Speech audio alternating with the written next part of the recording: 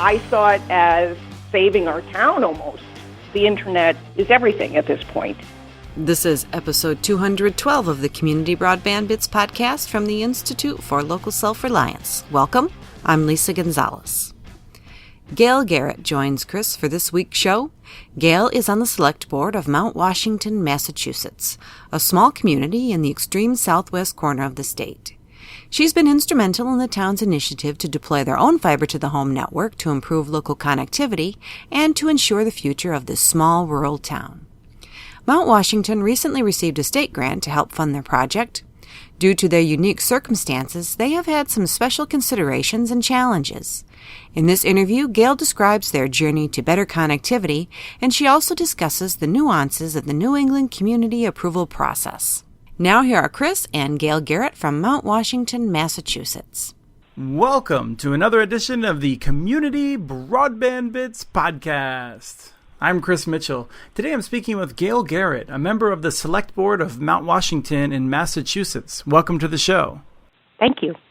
Well, Gail, as we were just talking about, as we did a little pre-interview, you are probably from the smallest town we've had on the show.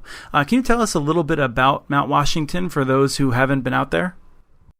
Mount Washington is located on the corner of Connecticut, Massachusetts, and New York, the southwest corner of Massachusetts. We only have about 145 full-time residents. About the same number of homes or buildings, and many of our people here, the households, about 146 households, many of them are weekenders, summer people, part-time. We have some hunting cabins. It's a very small, unique community. And in Massachusetts parlance, a town doesn't just mean like Main Street and the houses right around it, right? You're a full geographic area that may have very rural pockets within it, right? We are extremely rural. We have no cable out here. Our internet is very limited. We either have HughesNet, Wild Blue, or Y-Spring, which is a radio frequency. My internet is on a radio frequency, and I have one of the best internet on the mountain, but that is sporadic with the weather. So we are very, very limited in TV and internet. And so what are you planning to do about that?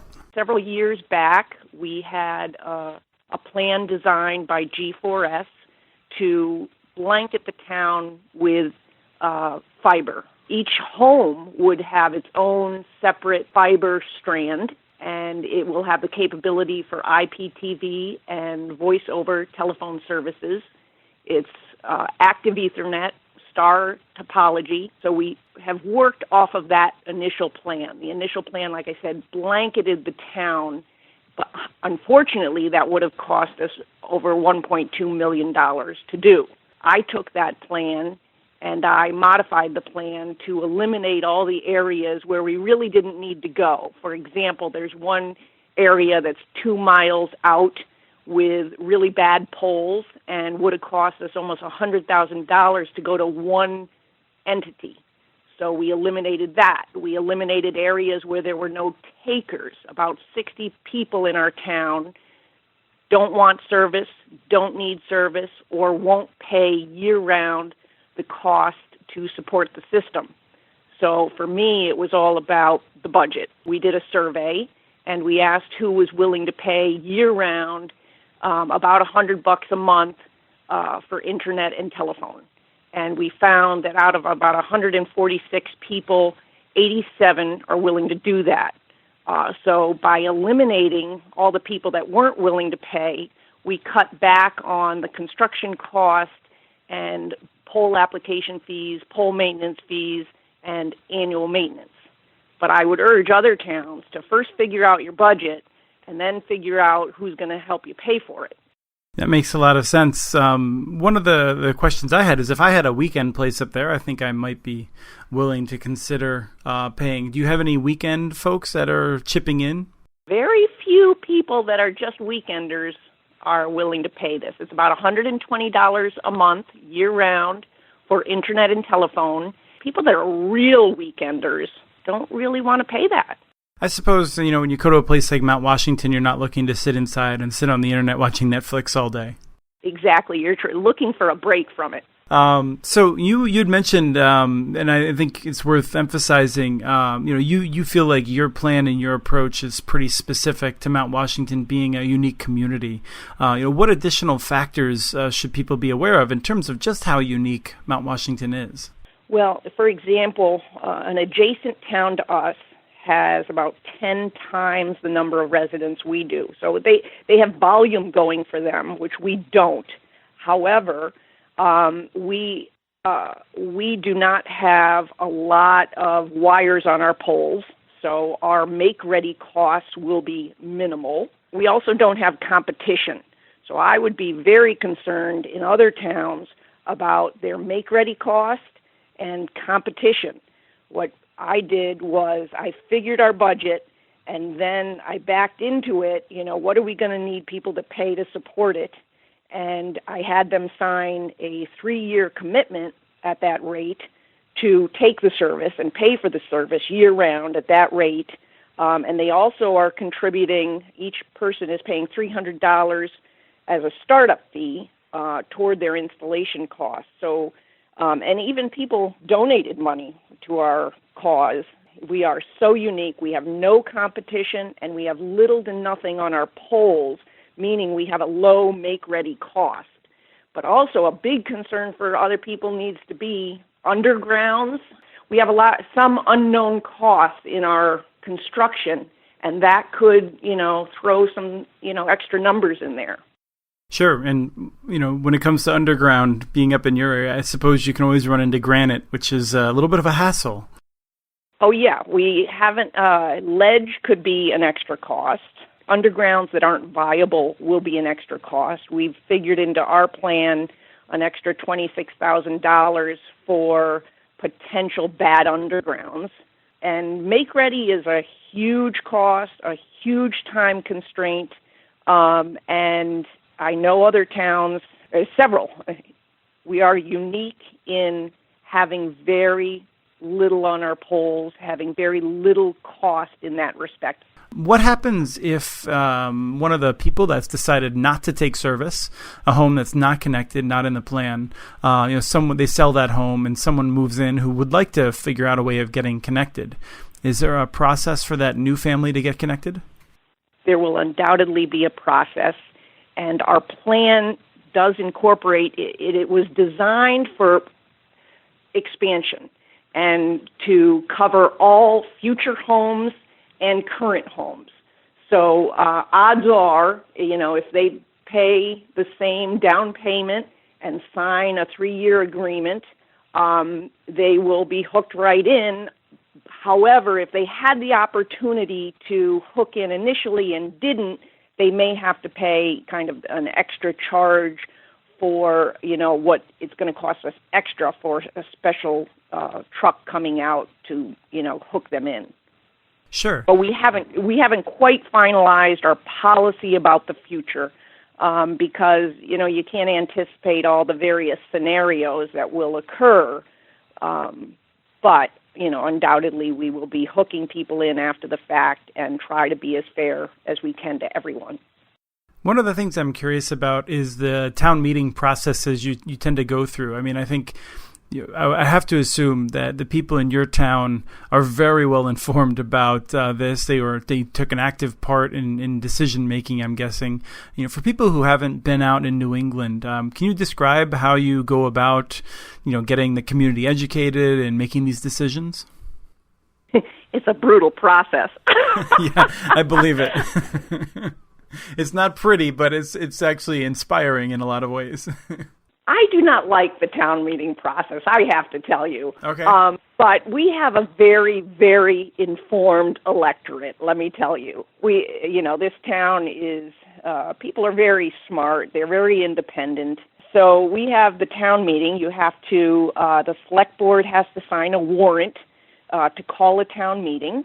So, and we sign a warrant, and we put on the warrant what we want the town to approve or not. Oftentimes, we've gone to the finance committee to tell us whether they endorse it or not based on finances.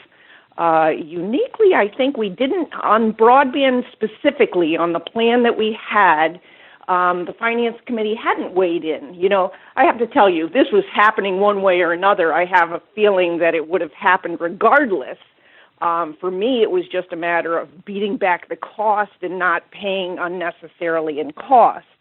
But anyway, we called the town meeting to endorse a plan which in essence says for about 21 miles of broadband, we're going to pay no more than $700,000 to install it and maintain it. And so we signed a warrant, called people to come in. We were going to take $250,000 from our savings, borrow $450,000, anticipating that we would get $230,000 from the state toward this. It was unanimously passed. However, there was, and I'm summarizing that, but it wasn't quite in that form for the town meeting. What happened, and you can see on our archives, in our town archives on our website, you'll see what happened at the meeting. It's very interesting. Who shows up to the meeting, how people vote. I pretty much can tell exactly who voted and how, who showed up and why, who will vote for something and who won't. It's very, very telling, but it's very interesting. It required a 2/3 vote to pass it. Prior to the meeting, it wasn't quite in that form, and there was a floor amendment to add costs to the budget that I had designed.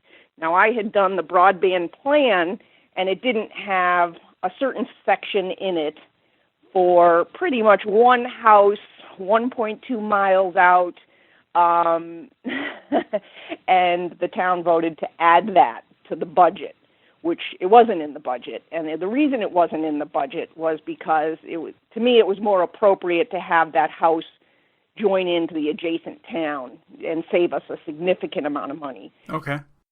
But certain people in town voted against economics, put it that way, right, to add that house in, which I wouldn't have done personally. You literally have to beat the bushes out here. If you want something passed, you need to get your people to the meeting.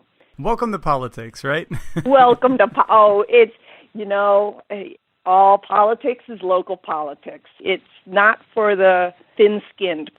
One of the things that you mentioned is that this was going to happen one way or another, and I want to dig into that because one of the things that I've come across, and I know is untrue, but I want to get your reaction to it, from people often in capitals, like whether it's Washington, D.C. or urban areas like Boston, is that people in rural areas either have no use for or don't understand why the internet is important.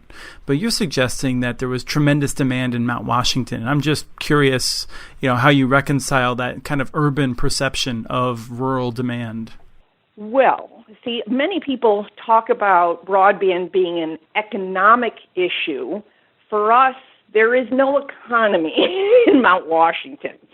For me, it was a matter of education. Our town literally is a dying town.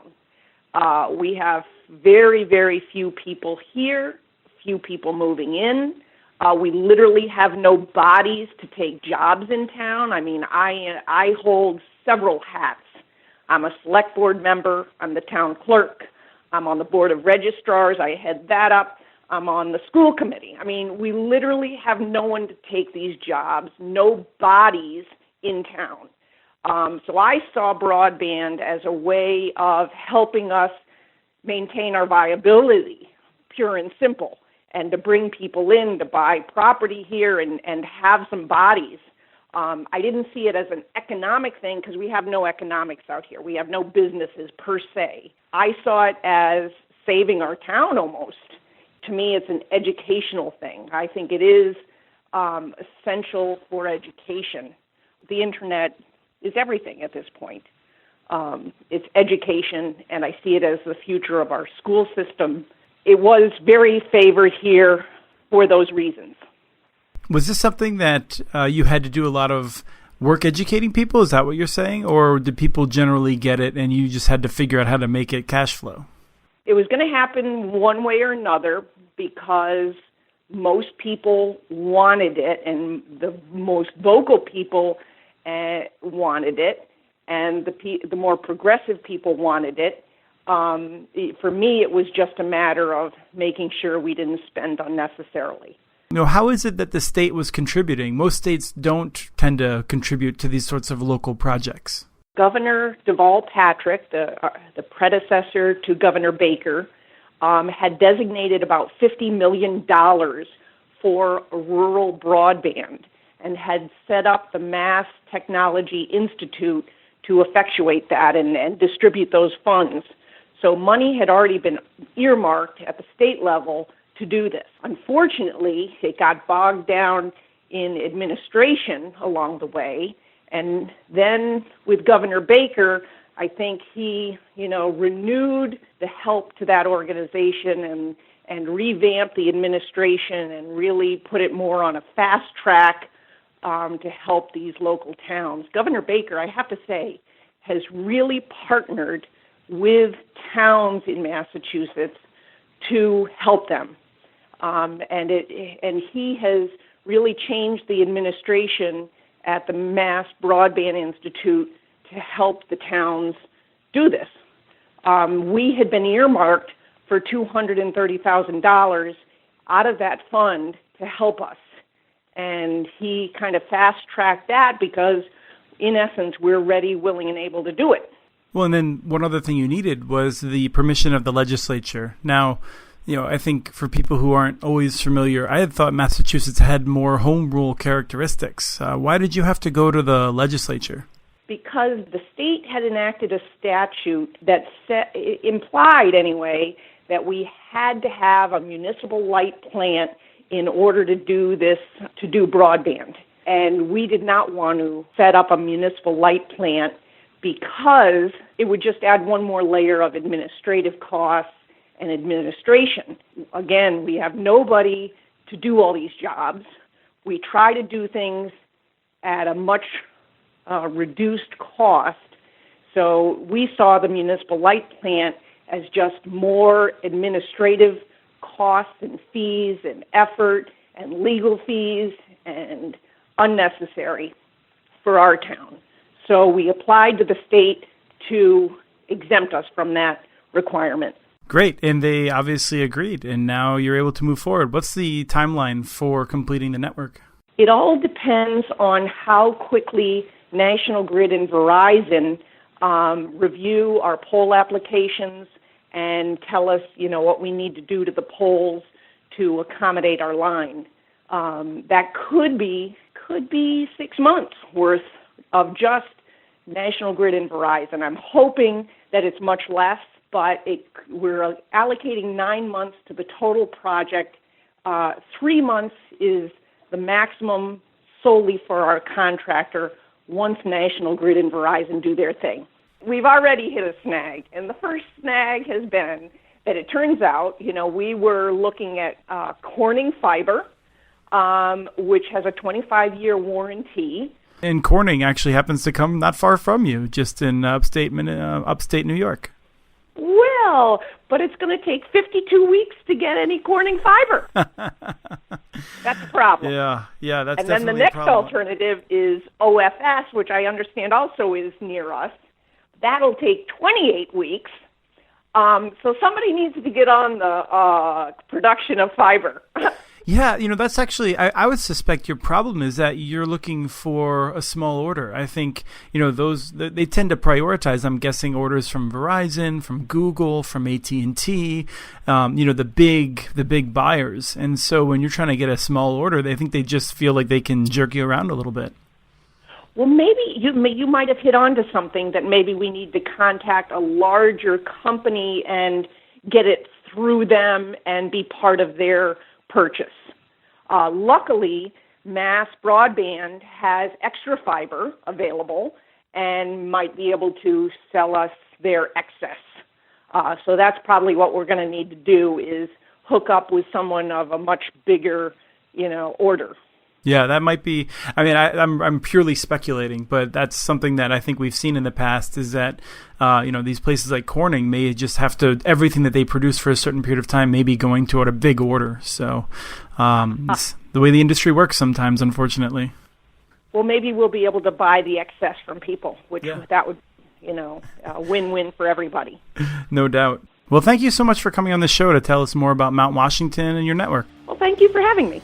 That was Chris and Gail Garrett from the Mount Washington, Massachusetts Select Board discussing their Fiber to the Home project. For more, check out the Mount Washington tag at muninetworks.org. We have transcripts for this and other Community Broadband Bits podcasts available at muninetworks.org/broadbandbits. Email us at podcast@muninetworks.org with your ideas for the show. Follow Chris on Twitter. His handle is @CommunityNets. Follow muninetworks.org stories on Twitter, where the handle is @muninetworks.org. Thank you to the group Roller Genoa for their song Safe and Warm in Hunter's Arms, licensed through Creative Commons. And thank you for listening to episode 212 of the Community Broadband Bits podcast.